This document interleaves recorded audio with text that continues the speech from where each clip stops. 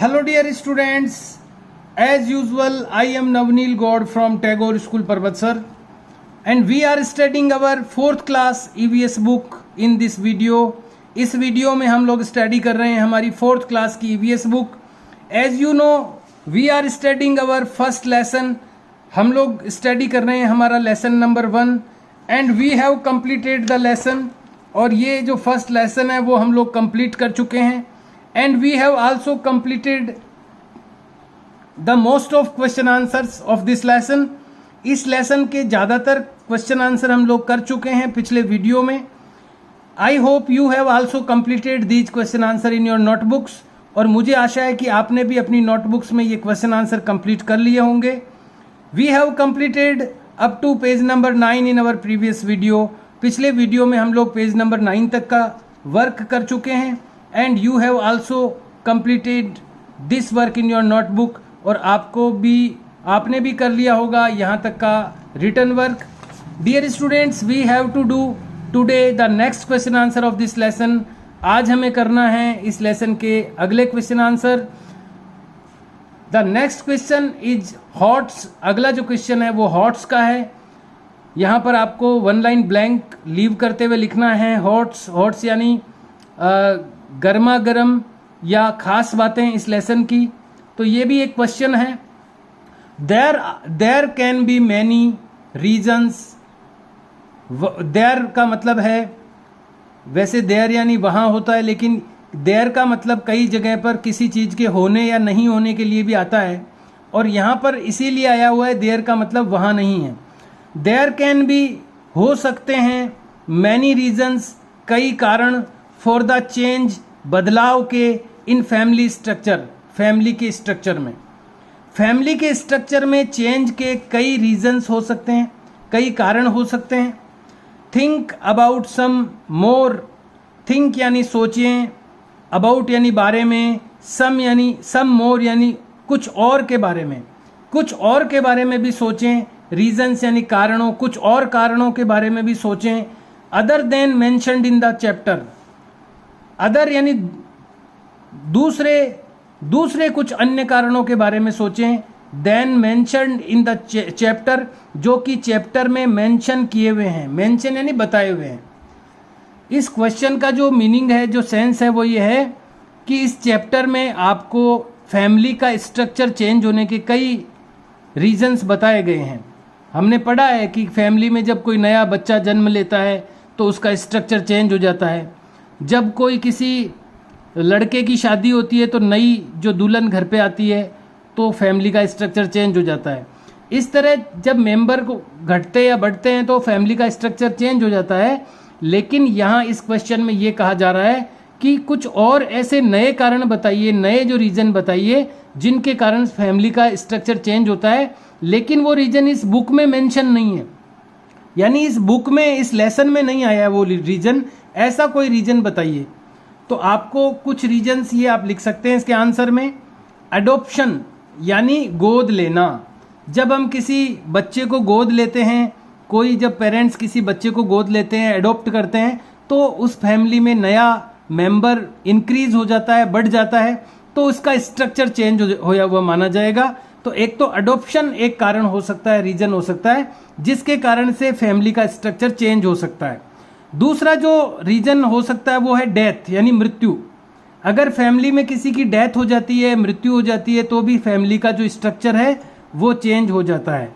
और तीसरा जो रीजन हो सकता है वो है मैरिज ऑफ ए गर्ल, एक लड़की की शादी. इस बुक के अंदर जो लड़के की शादी के बारे में तो आया हुआ है कि जब किसी लड़के की शादी होती है तो नया मेंबर घर में आ जाता है. लेकिन जब लड़की की शादी होती है, गर्ल की मैरिज होती है, तो एक मेंबर कम हो जाता है घर से, तो भी फैमिली का स्ट्रक्चर जो है वो बदल जाता है, चेंज हो जाता है. तो यहाँ पर आपको ये जो वर्ड्स हैं ये आपको लिखने हैं. ये वो कारण हैं जिनके कारण किसी भी फैमिली का स्ट्रक्चर चेंज हो जाता है. लेकिन ये जो रीजन्स हम लोग लिख रहे हैं ये इस चैप्टर में मेंशन्ड नहीं है. इस चैप्टर में इनका उल्लेख नहीं आया है कहीं पर भी. तो पहला आप इसका आंसर में लिखें एडॉप्शन यानी गोद लेना, डेथ यानी मृत्यु, मैरिज ऑफ ए गर्ल एक गर्ल की मैरिज, एक लड़की की शादी. So you have to do this question like this, इस तरह से आपको ये क्वेश्चन करना है। Then next question is activity, अगला जो क्वेश्चन है वो एक्टिविटी का है। You have to write the question, आपको क्वेश्चन राइट डाउन करना है।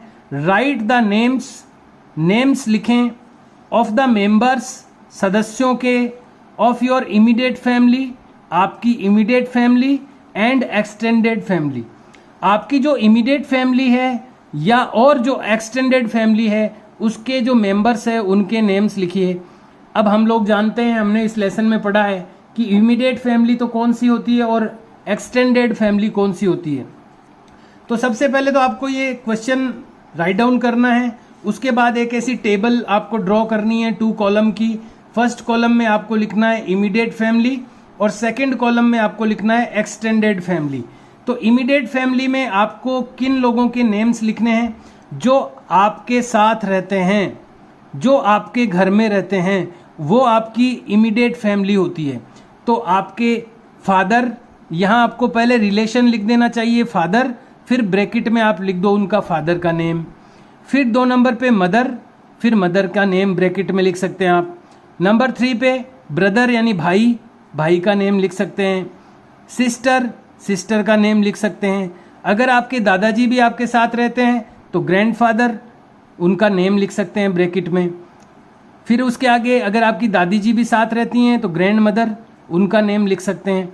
तो आपके साथ साथ, आपके साथ में, आपके घर में जो भी लोग रहते हैं, जो भी मेंबर्स रहते हैं फैमिली के, वो आपकी इमीडिएट फैमिली होती है। तो उन लोगों के नाम आपको इस फर्स्ट कॉलम में लिखने हैं और सेकंड कॉलम में लिखना है आपको एक्सटेंडेड फैमिली।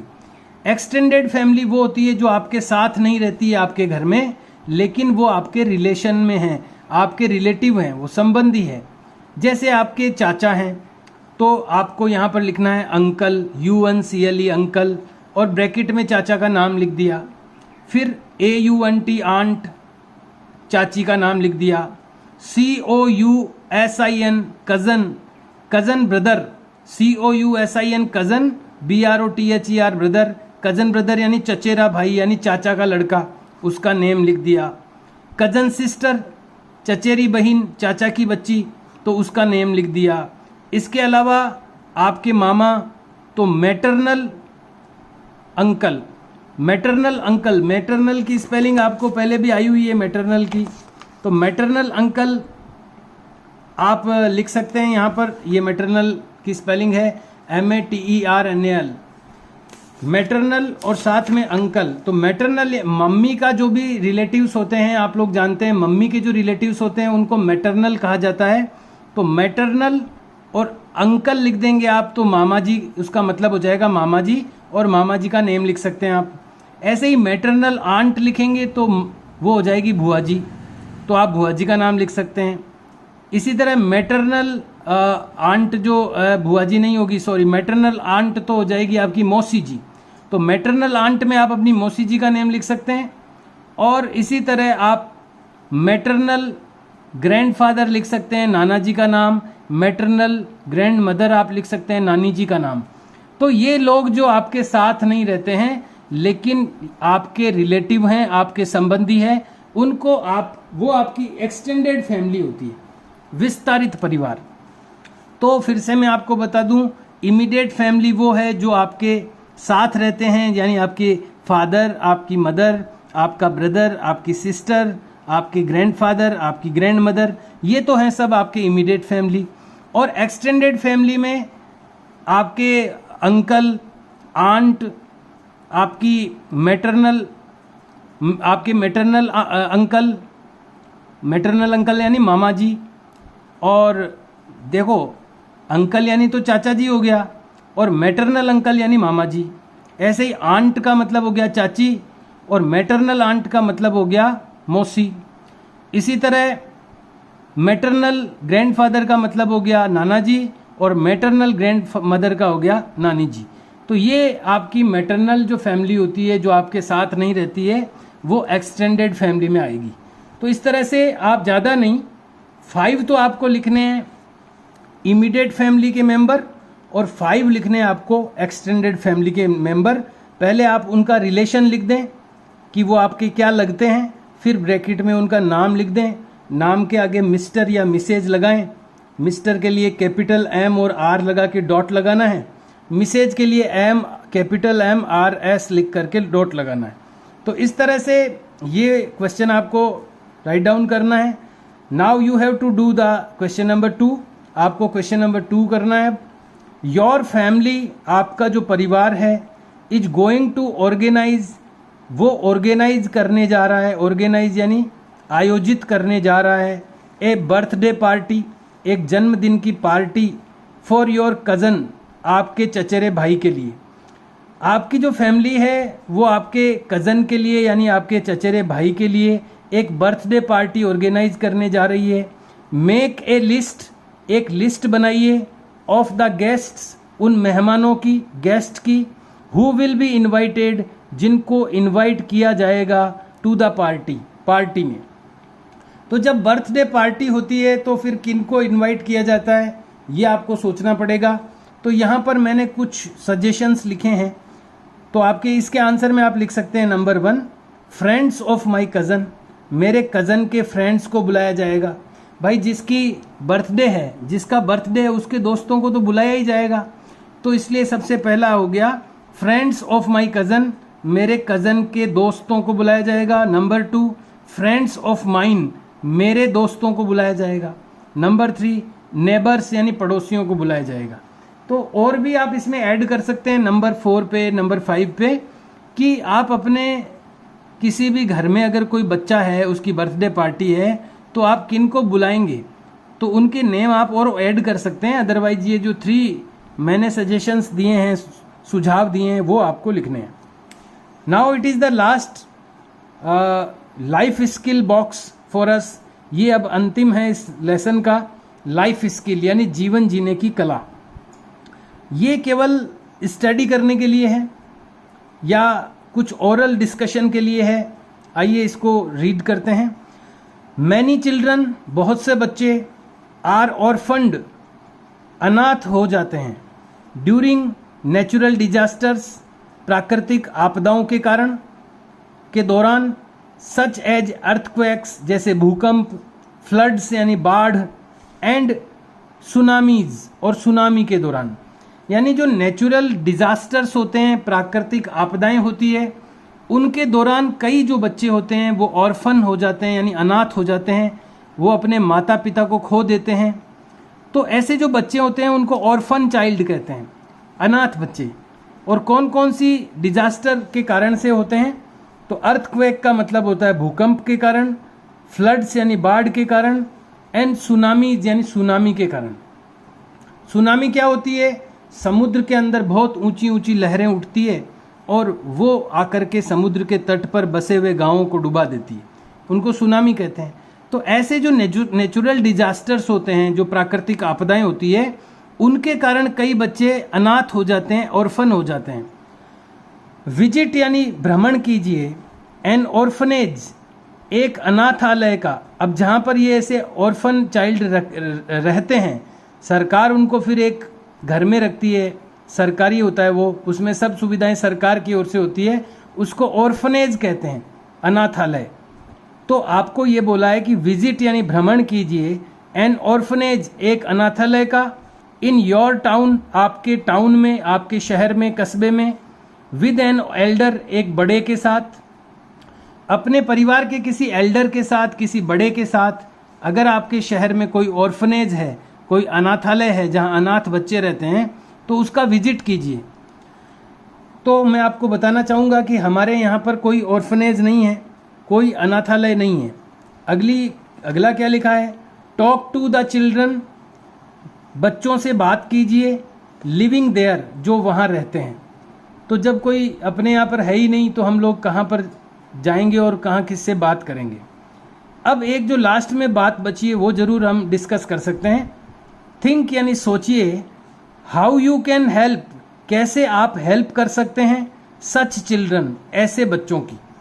ऐसे बच्चों की हेल्प कैसे कर सकते हैं आप, अगर कहीं पर आपको अनाथ बच्चे आपको पता हो तो आप कैसे हेल्प कर सकते हैं। तो आप उनसे दोस्ती कर सकते हैं, कभी कभी आप उनसे मिलने जा सकते हैं और उनसे अच्छा व्यवहार कर सकते हैं। तो ये भी उनके लिए बहुत बड़ी हेल्प होगी। इसके अलावा उनको किस चीज़ की ज़रूरत है जो उनको नहीं मिल पा रही है और ज़रूरी चीज़ है, तो उसके व्यवस्था के लिए भी हम उनकी हेल्प कर सकते हैं। इस तरह से हमें जो ज़रूरतमंद होते हैं, जो ऑर्फन होते हैं और चाइल्ड जो अनाथ होते हैं, उनकी हेल्प करनी चाहिए। तो यहाँ पर ये केवल डिस्कशन के लिए था जो हमने कर लिया है। Dear students, I have given you, मैं आपको आज दे चुका हूँ the questions, some questions for written work. आज मैं आपको दे चुका हूँ कुछ क्वेश्चंस रिटन वर्क के लिए। The first question is hots, पहला जो क्वेश्चंस था आज के लिए वो था हॉट्स का, इसका आंसर भी मैं आपको शो कर चुका हूँ। Then you have to do the activity, उसके बाद आपको एक्टिविटी करनी है, ये क्वेश्चन राइट डाउन करना है, ऐसी टेबल ड्रॉ करनी है 2 कॉलम की, और फिर यहाँ पर इमीडिएट फैमिली के 5 मेंबर्स और एक्सटेंडेड फैमिली के 5 मेंबर्स आपको मेंशन करने हैं। Then you have to do the question number 2, उसके बाद आपको क्वेश्चन नंबर 2 करना है। I have also showed you the answer of this question, इसका आंसर भी आपको मैं शो कर चुका हूँ।